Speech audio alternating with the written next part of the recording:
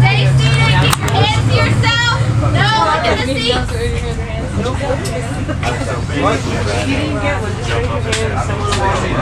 got about a 40-minute bus ride to put into the river. When we get off the main highway, I'm going to start a safety orientation speech. Until then, you guys just relax.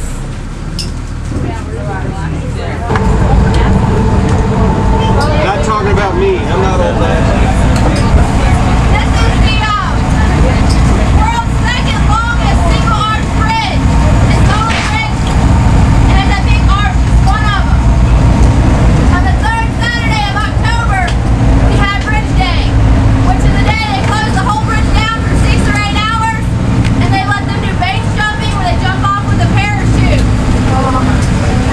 It's a big festival. There's music and food and t-shirts, all that kind of stuff. Last year we had 876 jumpers, or jumps. And there was 100 jumpers.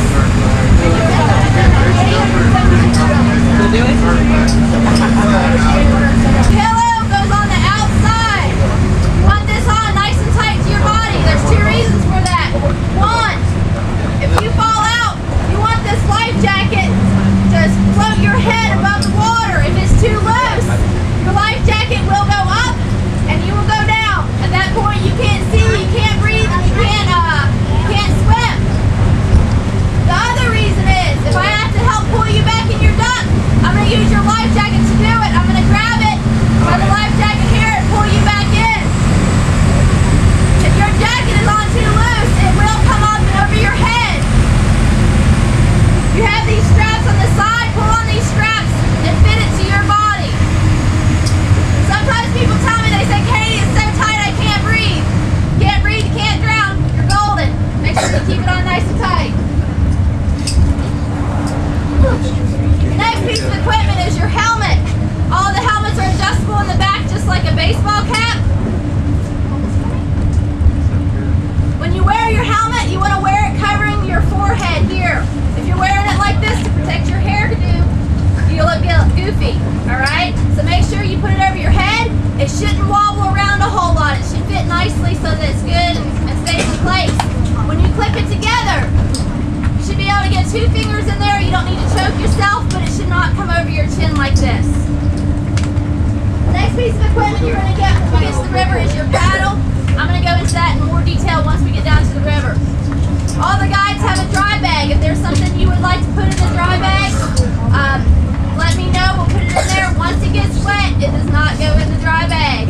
Make up your mind before we get to the river. I'm going to show you how to brace in your ducky once we get down there. This is probably the most important thing I can say today. If you fall in the river today, and some of you probably will, when you fall out of your ducky, first thing you want to do is get your feet on top of the water.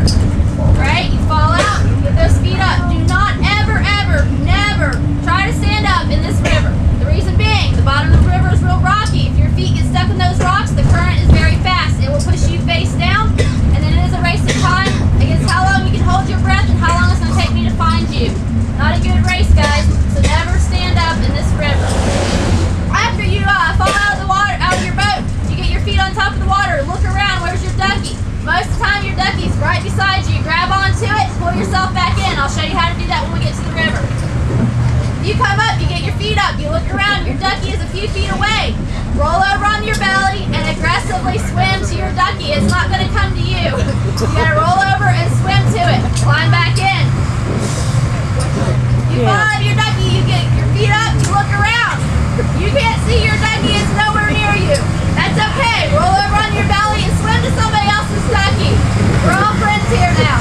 Swim to that ducky, you can swim to a raft. Somebody will help you out. Hi, Lee. At some point today, you might see a guide if you're swimming and you feel confused about what you need to do.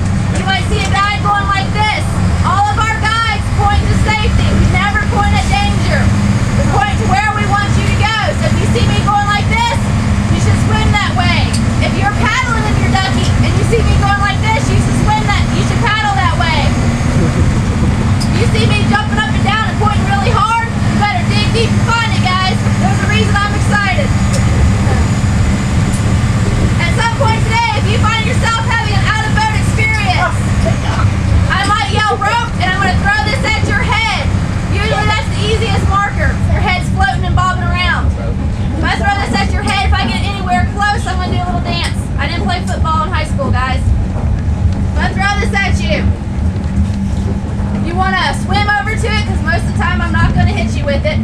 Swim over to it, grab the rope, throw it over your shoulder, and let me pull you in. If you grab the bag, there's 50 feet of rope here. It's going to be 50 feet before I start pulling on you. Grab the rope, throw it over your shoulder, let me pull you to me. Some people, they like to do the water skier. They like to hold it like this, cleans out the nares very well. It's a personal choice you have to make. Again, I recommend you lay on your back, let me pull you in. At no point in time should you wrap any part of the rope around any part of your body. If I ask you to let go of the rope, you need to be able to let go of the rope. If you fail to let go of the rope when I tell you to let go, I will throw it back at you. You can go down the river with 50 feet of rope, practice your Boy Scout knots, crochet, whatever it is you do with rope.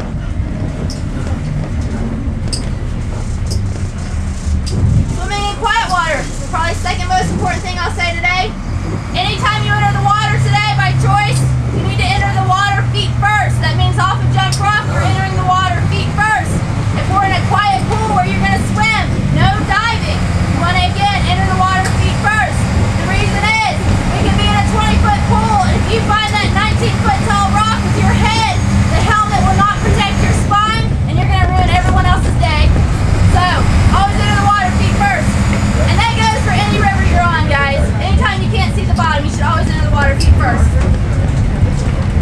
Number 10, rocks.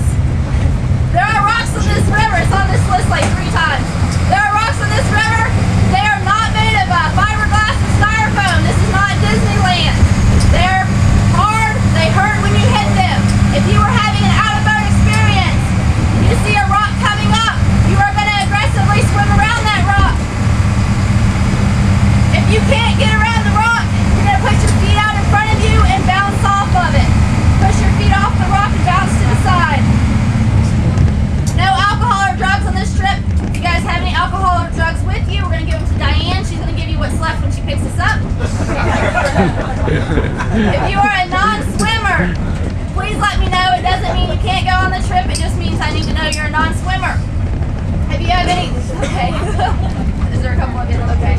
You guys are around here. If you have any medical conditions, please let me know. That way, if something's going on, I can help figure out what's going on with you, why you're acting funny, picking your nose, whatever it is. If you develop chest pain or you develop trouble breathing, something feels wrong with your body and you don't feel healthy, please let me know. We are 2 to 3 hours from medical care. That means if you develop chest pain and you wait 30 minutes to tell me, you have waited 30 minutes too long. Make sure you let me know what's going on with you. Please do not litter on this trip.